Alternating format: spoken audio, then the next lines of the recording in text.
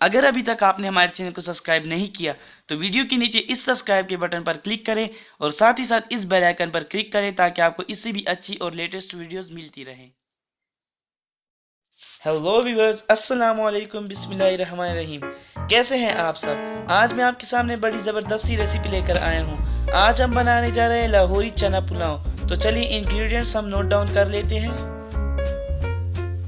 Ingredients से पहले मैं आपको बता दूं कि हमने जो है मुंबई बिरयानी भी बनाई है, उसकी रेसिपी जो है आपको लिंक से भी मिल जाएगी और साथ ही साथ वीडियो के आखिर में आपको पता चल जाएगा। तो चलिए इंग्रेडिएंट्स नोट डाउन कर लेते हैं। यहाँ पर हमने लहसुन लिया है, ये हमारे पास 1.5 या 2 टेबल स्पून। इसके अलावा विनीगर 2 टेबल स्पून। यहाँ पर जो है हमने धनिया लिया है, यहाँ पर नमक हस्ब ज़रूरत, ज़ीरा 2 टेबल स्पून और ये 3 टेबल स्पून जो है हमारा गरम मसाला।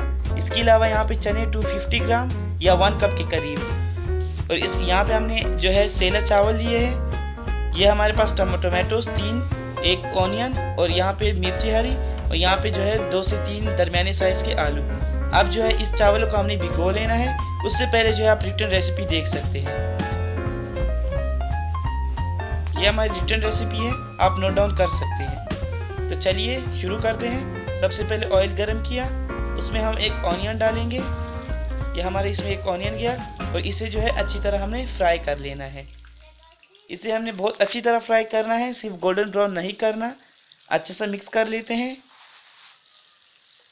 और इसे जो है तकरीबन 2 से 3 मिनट के लिए हम इसे फ्राई करेंगे।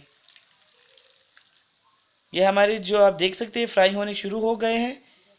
इसको थोड़ा सा और, इसके बाद जो है ये थोड़े और फ्राई हो जाए। अब ये देखिए इसमें हम सारे स्पाइसेस ऐड कर लेंगे। ये हमारे इसमें ज़ीरा जाएगा, इसके बाद हमारे इसमें जो है ये गरम मसाला जाएगा। ये हमारे इसमें गरम मसाला गया।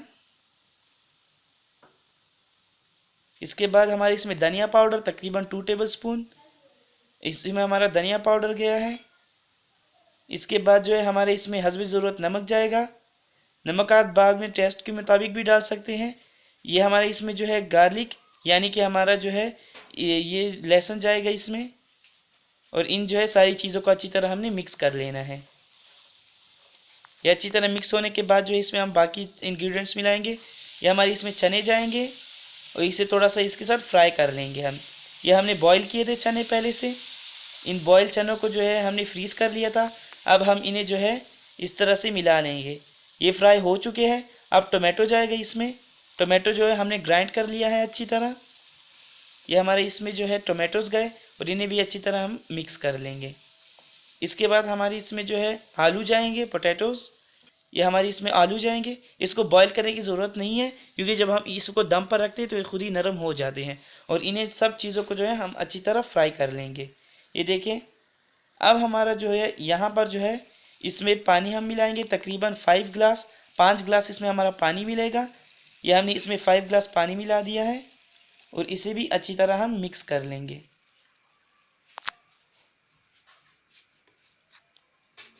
ये हमने इसे अच्छी तरह मिक्स कर लिया है इस तरह से। ये देखिए हल्का सा बॉयल आ गया है। अब जब ये हल्का सा बॉयल आया जाए तो हमने इसमें जो है हरी मिर्ची ऐड करनी है। इसको हरी मिर्चों को हमने दरमियान से चॉप करना है और इसे अच्छी तरह हम बॉयल कर लेंगे। ये देखिए उबाल आ गया है। अब हम इसमें अपने चावल ऐड करेंगे। चावलों को जो है तकरीबन जो है 20 से 30 मिनट के लिए हमने भिगो के रख दिया था नीम गर्म पानी में। और ये हमारे इसमें चावल गए और इन्हें जो है अच्छी तरह इसके बाद हम मिक्स कर लेंगे। ये सारे चावल इसमें हम मिला देंगे। हम यहाँ पे मैं जो है यहाँ पे एक नॉन स्टिक का बड़ा पॉट यूज़ कर रहा हूँ। आप चाहे तो कोई पतीला या कुकर में भी बना सकते हैं। या ताकि आपको सही नज़र आए इसलिए जो है मैंने यहाँ पे नॉन स्टिक का बर्तन यूज़ किया है, खुला बर्तन मैंने यूज़ किया। ये हमारे चावल जाएंगे और इसको अच्छी तरह हम मिक्स कर लेंगे।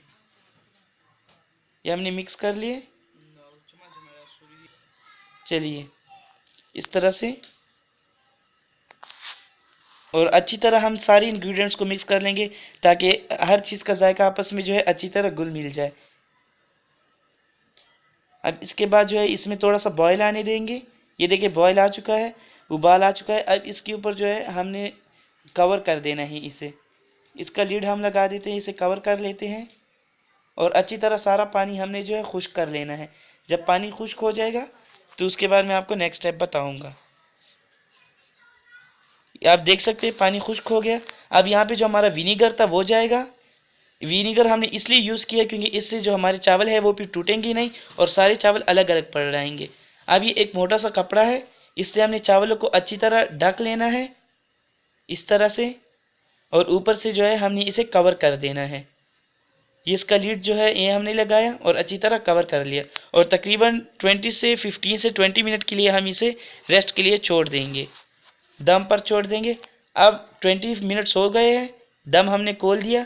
तो आप देख सकते हैं हमारे चावल कितने ज़बरदस्त चावल तैयार हैं। तो हम इसे एक डिश में जो है निकाल लेते हैं।